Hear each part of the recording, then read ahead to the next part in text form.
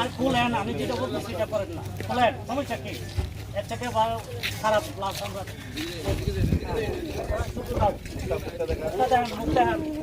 মুখ দেখান। হ্যাঁ, লাশের ছবি উঠাবে। এমনি তো দেখছিলাম এই সুযোগে দেখতে পারে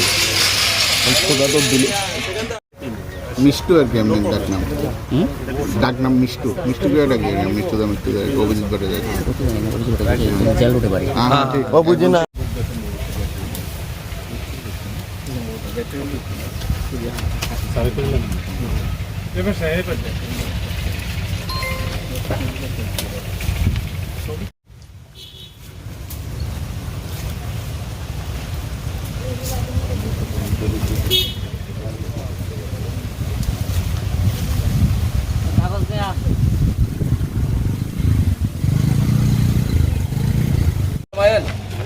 ম্যাডাম যদি না থাকে তাহলে তো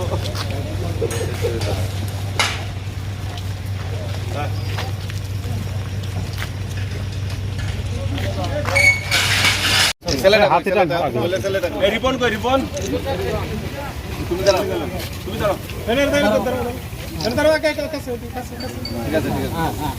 এদিকে সামনে তাকাও।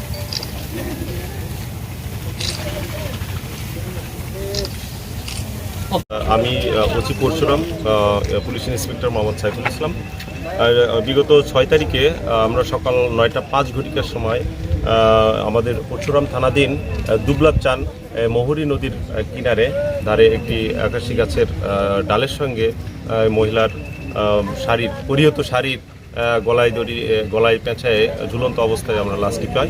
আমরা তাৎক্ষণিকভাবে পুলিশ টিম সহ সেখানে গিয়ে আমরা লাশটা উদ্ধার করি এবং সুরতাল ইনকোয়েস্ট রিপোর্ট তৈরি করি।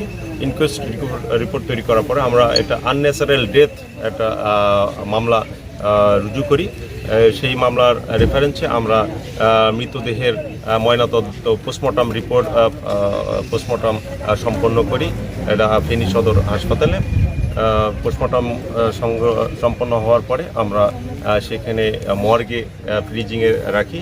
আমরা ওসি বিলুনিয়ার সঙ্গে যোগাযোগ করি এবং বিএসএফ, বিজিবি এবং ওসি বিলুনিয়ার মাধ্যমে আমাদের এই লাশটা আজকে আমরা হ্যান্ডওভার করলাম তাদের আত্মীয়র কাছে, তার ছেলের কাছে সৎকারের জন্য।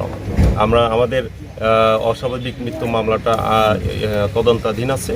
আমরা তদন্ত করে দেখব যে আসলে এটা প্রকৃত আত্মহত্যা কিনা বা অন্য কিছু কিনা। আমরা এই তদন্ত রিপোর্ট পাওয়ার পরে ময়নাতদন্ত রিপোর্ট পাওয়ার পরে আমরা এটা চূড়ান্ত পর্যায়ে আমরা সিদ্ধান্ত গ্রহণ করতে পারব। ধন্যবাদ। আমাদের বিলুনিয়া আরটিপাড়ার বাসিন্দা আরতি রানী দাস, স্বামী সুরেন্দ্র দাস। উনি মিসিং 5 তারিখ মিসিং হয়েছে। 6 তারিখ দুপুরবেলা বাংলাদেশের পরশুরাম পিএসের অন্তর্গত নদীর পাড়ে ওনার মৃতদেহ ঝুলন্ত অবস্থায় পাইছে। তো পরশুরাম পিএস এই মৃতদেহের ময়নাতদন্তের ব্যবস্থা করে এবং আজকে ডেড বডি তার বিলুনিয়া পিএস এবং বিলুনিয়া ওমেন পিএসের